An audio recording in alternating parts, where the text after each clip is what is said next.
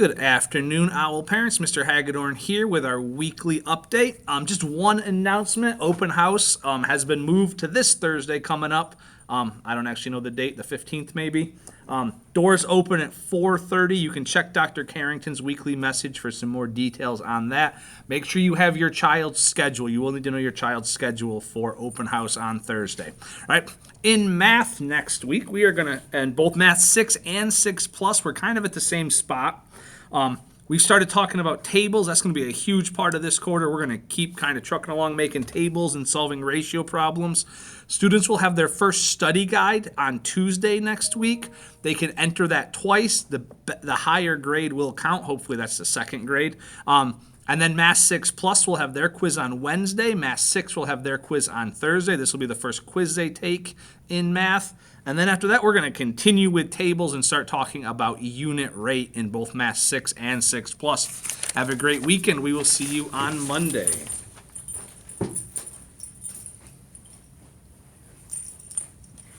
Hey everybody, I hope y'all stayed dry yesterday.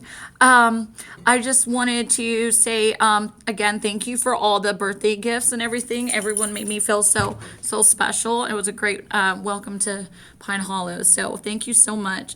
You guys have wonderful children. So in ELA this week, we're going to be talking about the RACE strategy, which is restate the question, answer the questions, I'm trying to remember, cite evidence, and explain your answer, why you chose that evidence. So we're going to be working on that. We are going to have a graded written response assignment probably on Wednesday, and also the mid-unit assessment for Percy Jackson is coming up. I'm not sure the exact date yet. I will send out a talking points and let everybody know. But for tentatively, it will probably be next Friday or the following Monday. That's all I have for you for this week.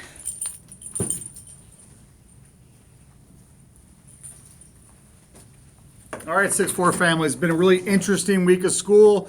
Not every week you get out early for AC, get out for a hurricane, and then come in late because the hurricane's still just chilling around us. But still, it was still an adventurous first 2 weeks.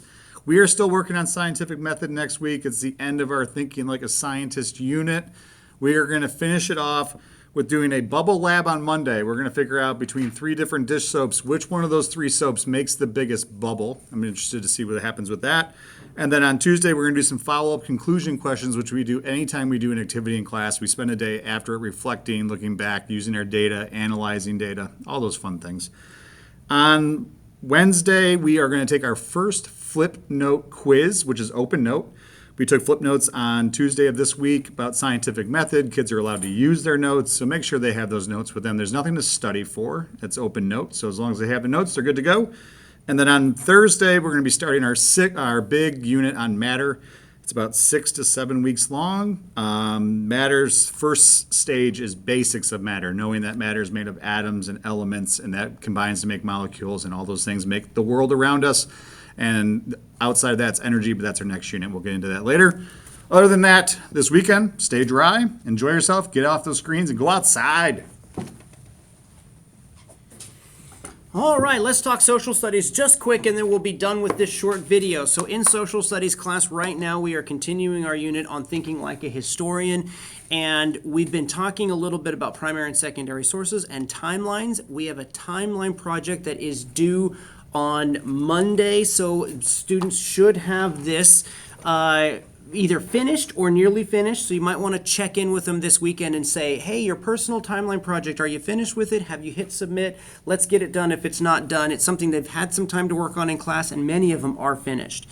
We also have been starting our essential question exit ticket, which is a weekly quiz that we do each Friday. We did one last Friday as kind of a practice. This Friday, today we did one, which will go in the gradebook on Monday. When we open the gradebook up, it has been, for the first 10 days of school, school, we don't use the grade books because it's still processing our students and such. So starting Monday, we'll start using the grade book, or starting soon after Monday, we'll start using the Power School grade book. So you want to check in with that and kind of see how students are doing. And if they have zeros, that's a conversation we have. Just because there's a zero doesn't mean it's done and they can't finish it. It's a conversation. Oh, you've missed an assignment for some reason. So something to start to think about, and we'll talk more about that at the open house, of course, next Thursday. Now, as we finish timelines and primary and secondary sources in social studies, we're moving on next week to talk more about map skills. We're going to talk about what good maps have and what good maps need. We're going to start talking about the 5 themes of geography at the end of the week, and then we're going to move on to our unit on geography. What does the world look like is our main goal in that unit. Now, if you have any questions or anything you need from us, please let us know, either at Talking Points or an email, and we'll get right back to you. If not, have a lovely weekend, and we'll see you next week.